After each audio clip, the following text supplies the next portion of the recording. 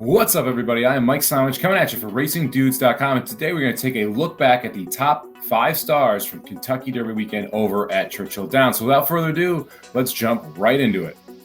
All right, now on to our 5th star Kentucky Derby weekend. This one's coming out of the Grade 1 Derby City Distaff Stakes, and it's none other than the number 5 horse here, Obligatory, who runs an absolutely monster race. This is the second off of a layoff, second time out as a 4-year-old. She loves this Churchill Downs track. Now 3 for 3, was 2 for 2 going into this. And the way that she is able to make up ground makes this an absolutely splendid effort. You can see here that she's in second to last. And we're going to kind of follow her down the backstretch here, where she will be dead last all the way into the stretch. She's able to make a monster move, just eating up the ground into what was a pretty fast pace here. So you're going to see the 2-horse Just One Time out of the Brad Cox barn here go approximately 22-1 here for the opening first quarter, 44-4 for the half mile. They get 6 furlongs and 109 and change, and she just starts to mow them down into the lane. It's a huge effort from a 4-year-old who's improving. She took some monster strides last year and was able to kind of step it up later in the year,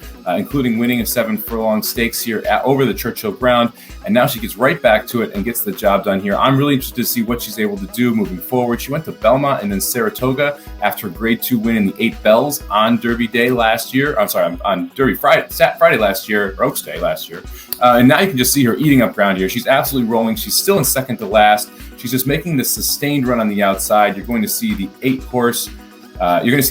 Here. 4 Graces take over the lead, but she just mows her down late in the last furlong. I love the turn of foot here from Obligatory. I love the way she was able to get the job done. I think she's going to be a superstar here moving forward. Excited to see what she can do in her 4-year-old campaign. All right, now let's talk about our number 4 star. Just one race earlier in the Grade 2 Pat Day Mile, we saw the 3-year-old debut here of the number 5 horse Jack Christopher. You can't miss him breaking out of that gate there with the little flare on his nose. Doesn't break all that cleanly, gets a little bit of trouble here from the 8 and pinched. You see Papa Cap is going to go ahead and take the lead, but Jack Christopher is going to stalk right outside. Now, this was your second choice in the Breeders' Cup Juvenile before scratching before the race. We saw him look absolutely dominant up in New York twice as a 2-year-old, winning with a 92 buyer and $100,000 maiden special weight, coming back and looking awesome in the Champagne. Now, the Champagne hadn't come back that well, specifically with Command Performance running in second place here.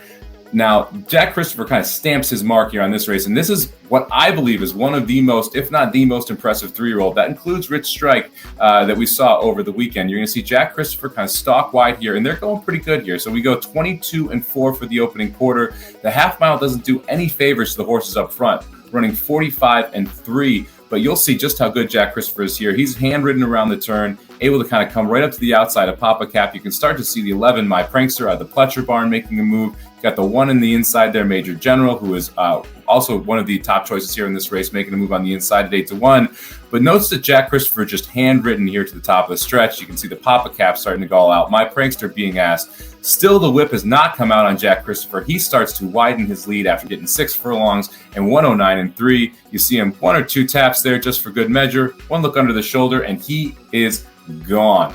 So this horse, Jack Christopher, is a horse that I'm really excited about in the future here. He'll be headed up to New York as well. I have a feeling we're going to see him in a couple one-turn stakes, possibly on Belmont Day, and then coming back at Saratoga. Keep an eye on Jack Christopher moving forward. This is an awesome debut for a horse that's had some trouble getting to the racetrack.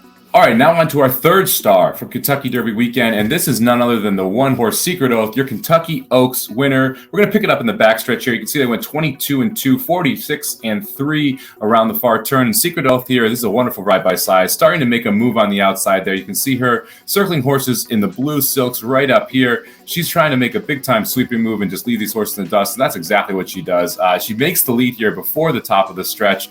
You've got your Breeders' Cup Juvenile winner there, Echo Zulu, sitting on the inside. She's trying to hold on after going pretty fast early, but you can see that confident look by Sias under the shoulder there just to see if anybody is coming.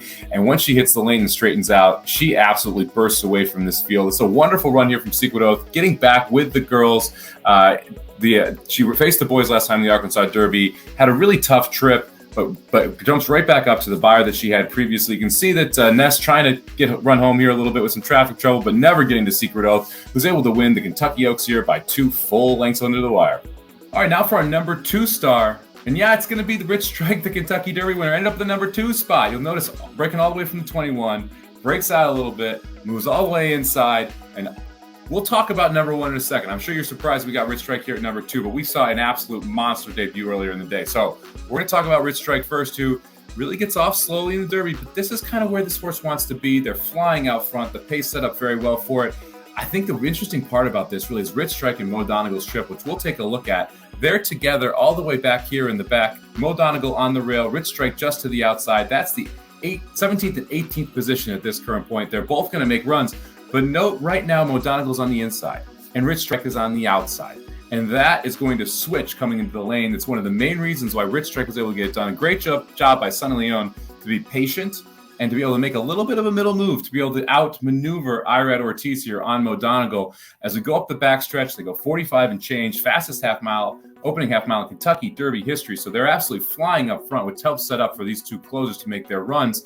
You'll see Epicenter starting to move up. Xanon will follow him. And right now, if we look at Rich Strike right on the outside here of Mo Donegal, you're going to start to see him make a move in the red there. And he's going to get into this hole, this in between horses, faster than Mo Donegal will be able to. And that's going to be the difference here. As Sonny starts to ask the horse, you can see him picking off horses on the backstretch, and he is going to stay toward the inside and try and save as much ground as possible. He's in the red silks with a red cap, moving through right here.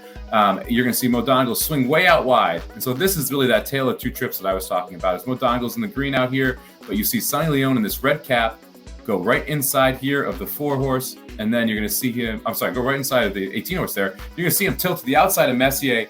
And as much as we talk about pace breakdown, race was running 2:02, all that jazz, Rich Strike came home in sub 45 seconds. One of the fastest final furlongs I can remember in the Kentucky Derby. I went and looked back in the last 8 years, and this is faster than any of those. So, yes, the time wasn't great.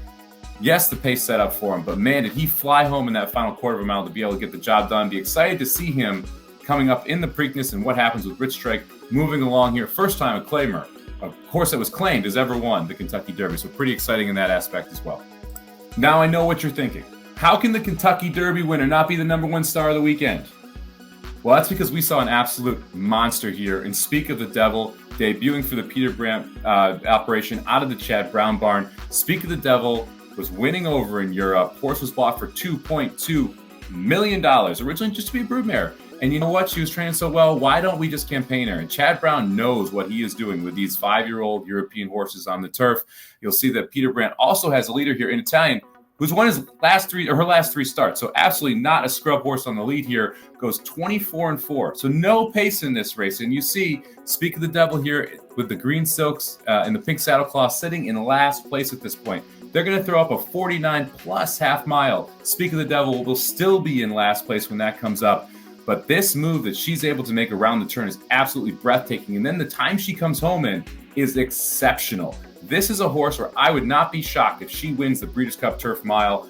If she stretches out well, she can go longer than that. She can win the Breeders' Cup Turf for the fillies as well, fillies and mares as well. This is a absolutely monster effort. You see her starting to move now, goes inside of the 5, goes right around the side, and you can just see her flying past horses. She actually makes the lead by the top of the stretch, and that's running into this 1:13.6 furlongs after almost a 50-second four furlongs.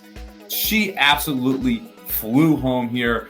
She puts up a 11-second furlong here between that 3/4 of a mile and 7/8 of a mile spot, and it finishes strong, never hit with the whip, never asked once. This is a superstar. Get ready for Speak of the Devil up at Belmont. Then you're going to see her at Saratoga. You'll see her in the Breeders' Cup, and she is going to win a lot this year. Speak of the Devil, number 1 star coming out of Churchill Downs this weekend.